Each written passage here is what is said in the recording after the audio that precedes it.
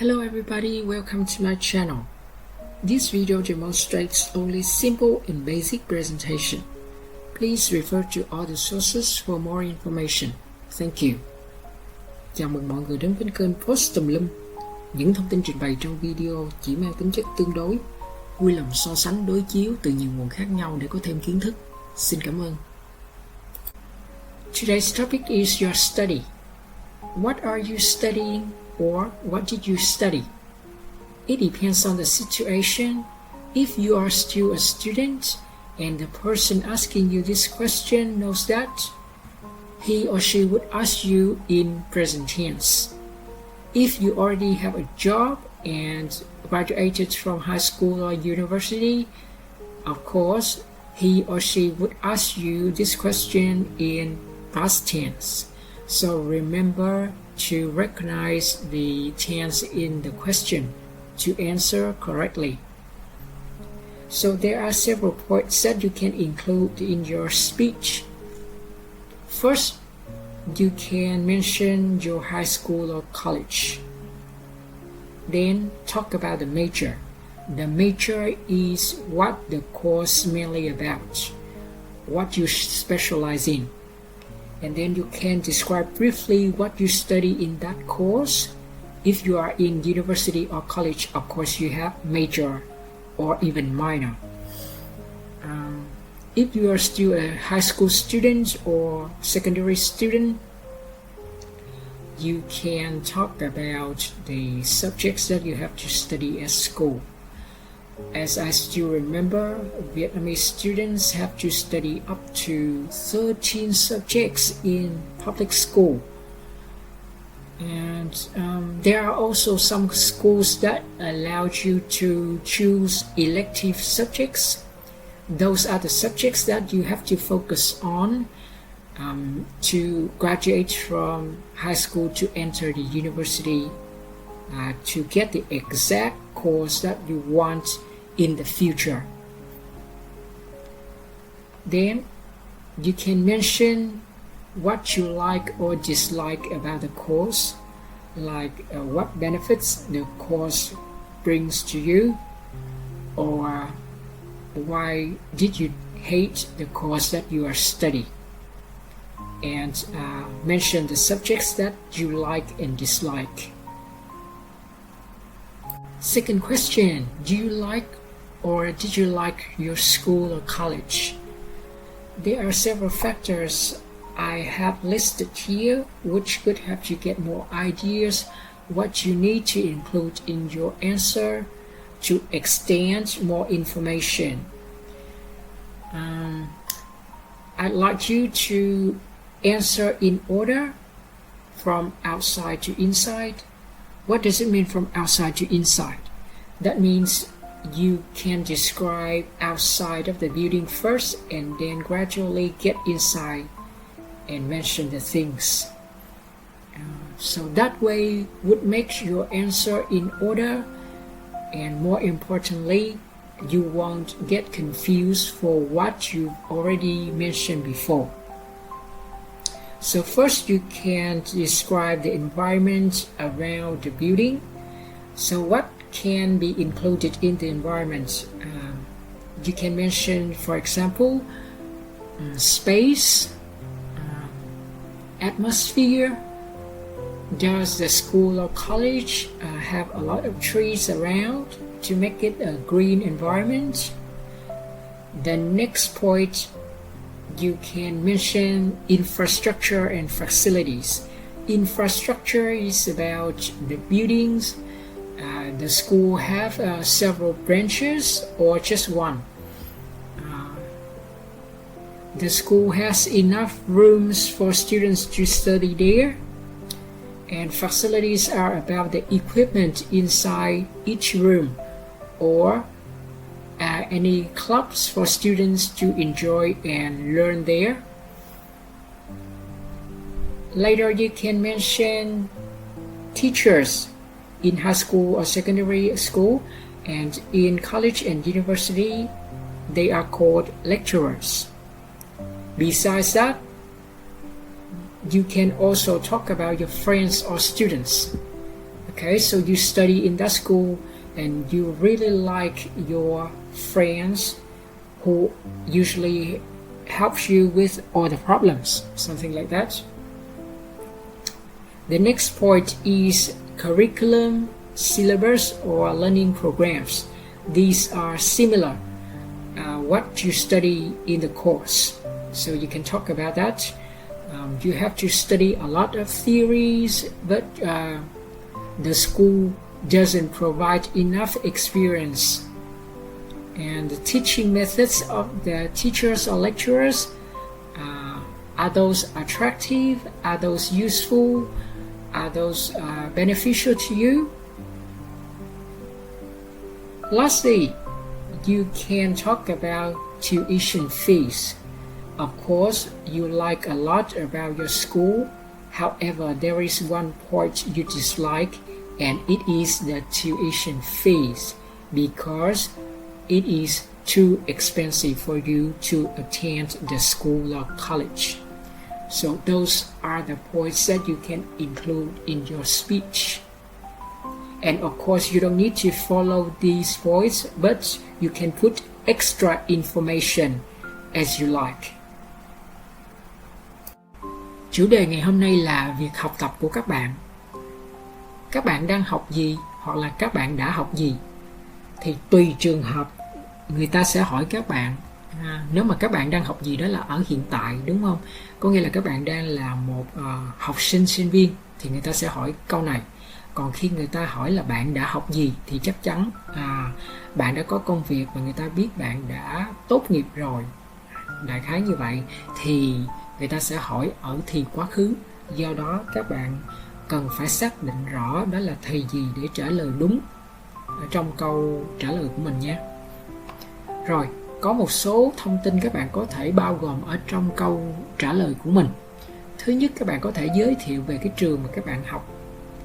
Sau đó là về cái ngành chính mà mình học ở trong trường ha. Những cái khóa học về cao đẳng đại học thì chắc chắn nó sẽ có cái ngành chính, cái đó nó chuyên về cái gì đó. Và các bạn miêu tả sơ về cái khóa học đó. Còn nếu mà các bạn vẫn đang là học sinh trung học thì các bạn có thể nói về các bộ môn mà các bạn học ở trong trường của mình.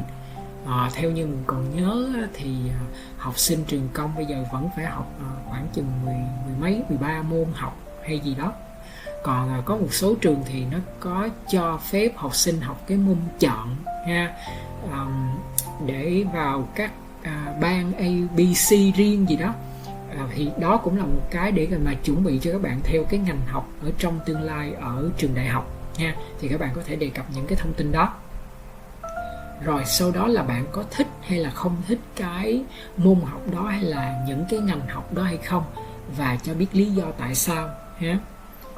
Rồi câu hỏi thứ hai là bạn có thích hay là bạn đã thích trường của bạn học hay là không. Rồi mình có thể miêu tả trường cấp 2, cấp 3 hoặc là trường cao đẳng đại học gì đó của mình, tùy cái trường nào mà mình muốn, dựa theo cái câu hỏi này ha. Thì ở trong đây mình có bao gồm một số cái chi tiết mà các bạn có thể miêu tả. Các bạn có thể miêu tả theo cái ý của bản thân mình ha. Nhưng mà ở đây mình có một cái gợi ý cho các bạn, đó là các bạn có thể miêu tả từ ngoài vào trong ha. Thì một cái school hay là college, cái trường á, thì nó sẽ là một cái tòa building. Thì khi mà miêu tả một tòa building như vậy thì mình có thể đi từ ngoài vào trong để cho nó theo thứ tự, nó dễ sắp xếp cái câu trả lời của mình và nó không làm cho mình bị rối. Thí dụ như có ý mình đã nói rồi, xong sau đó mình lại bí ý thì mình lại nghĩ tới cái ý đó nữa thì nó bị lặp lại. Do đó khi mình sắp xếp theo thứ tự như vậy thì nó giúp mình dễ hệ thống hơn cái câu trả lời của mình. Vậy thì khi mình có thể nói về cái môi trường ha. Môi trường thì có thể là đi bên ngoài trước, rồi sau đó đi bên trong cái khuôn viên của trường. Thì nó có thể bao gồm một số cái thông tin về cái không gian. Không gian có vui vẻ, có hào hứng cho học sinh tới học không, nó có cái tạo cái cảm giác cho học sinh cảm thấy thoải mái hay là không.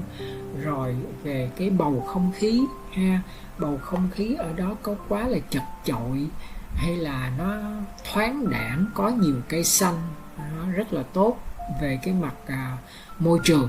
Bạn thấy như vậy, đó là cái phần environment các bạn có thể kèm theo ở trong câu trả lời. Kế tiếp bắt đầu đi sâu vào ha, đó là về infrastructure, nhớ là cơ sở hạ tầng, và facilities là cơ sở vật chất hoặc là trang thiết bị ha. Infrastructure, các bạn để ý cái chữ structure là về cấu trúc, có nghĩa là cái chữ infrastructure này có nghĩa về hạ tầng, là về xây dựng, về buildings. Còn facilities thì cái từ này có thể quen hơn là về equipment ha. Rồi về cơ sở hạ tầng thì đương nhiên là về xây dựng, thí dụ như là có bao nhiêu tầng, có bao nhiêu tòa buildings. Mình biết là có một số trường thì nó sẽ có nhiều chi nhánh, thì mình có thể nói cái trường đó có một số cái chi nhánh để học sinh luân chuyển, đại khái như vậy. Có đầy đủ phòng học không, hay là bị thiếu phòng, đại khái như vậy. Đó là về xây dựng. Còn về trang thiết bị thì mỗi phòng có được trang bị đầy đủ cái thiết bị để cho học sinh học ở trong đó hay là không. Rồi bên cạnh đó thì có thể nói về một số cái thiết bị phụ thêm, chẳng hạn như là có những cái câu lạc bộ để cho học sinh tham gia hay là không, có những cái sân thể thao hay là cái gì đó để cho học sinh luyện tập hay là không ha. Đó là cái phần về cơ sở vật chất và cơ sở hạ tầng. Rồi đi sâu nhỏ hơn chi tiết, đó bắt đầu là về vật chất, xong bây giờ tới con người ha.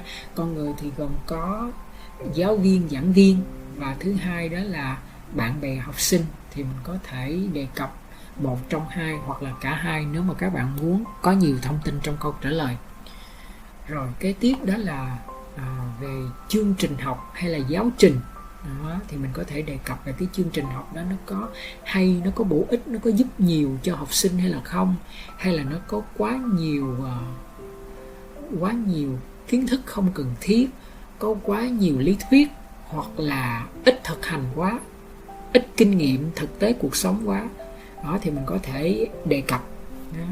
Rồi teaching methods là về cái cách dạy của giáo viên, cách dạy của giáo viên, giảng viên cho học viên có thu hút hay là không, có cung cấp những cái thông tin đầy đủ hay là không. Rồi phần cuối cùng mình có thể đề cập đó chính là về học phí nha. Cái này câu bộ cũng là một điểm quan trọng, tại vì có nhiều khi cái trường đó mình thích dữ lắm, nhưng mà cái rào cản duy nhất đó chính là học phí quá cao, quá mắc, cho nên là mình có thể đề cập thêm cái phần này. Đó.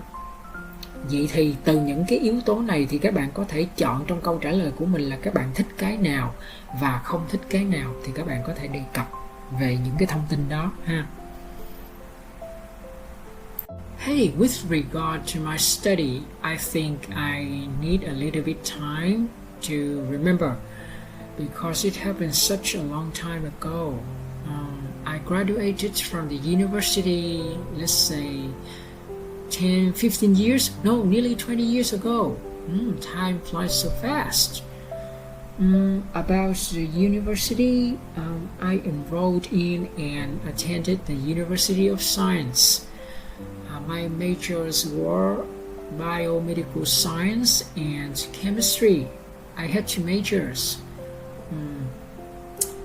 If I still remember clearly what was studied in the lecture theaters,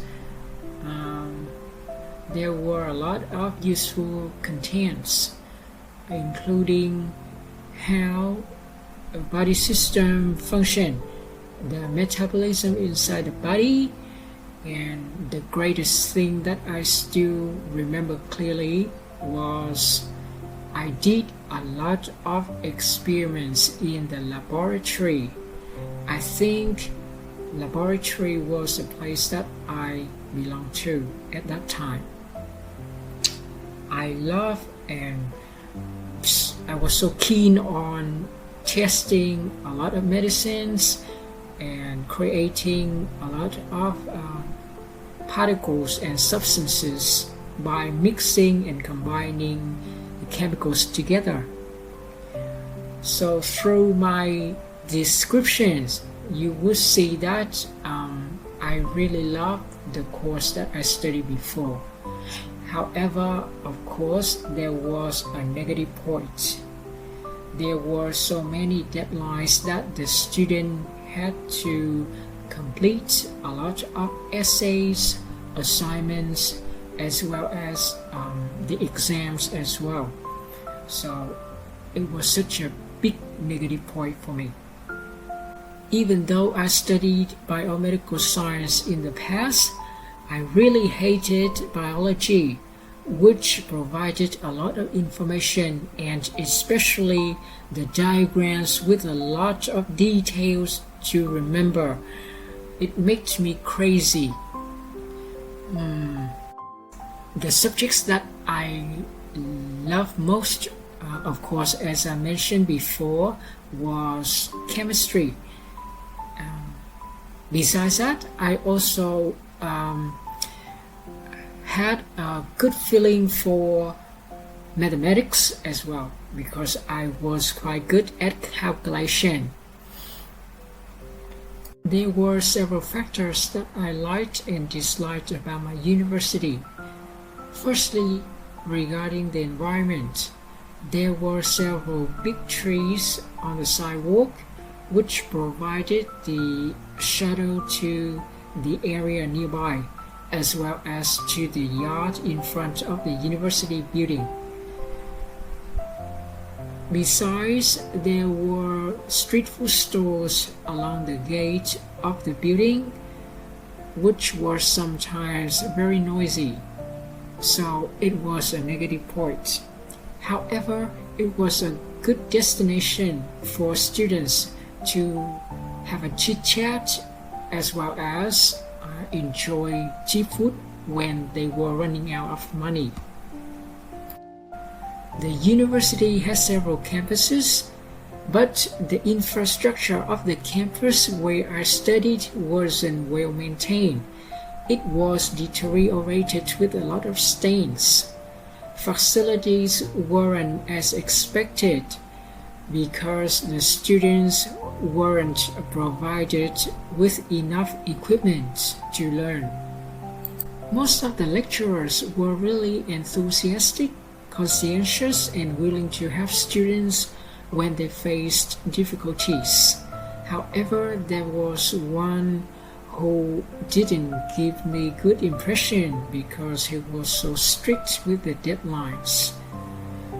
Regarding my friends, I didn't communicate and interact much with people around me, so there was no physical connection. Next, the curriculum of the course was excellent, providing a great deal of information, knowledge, as well as real-life experience.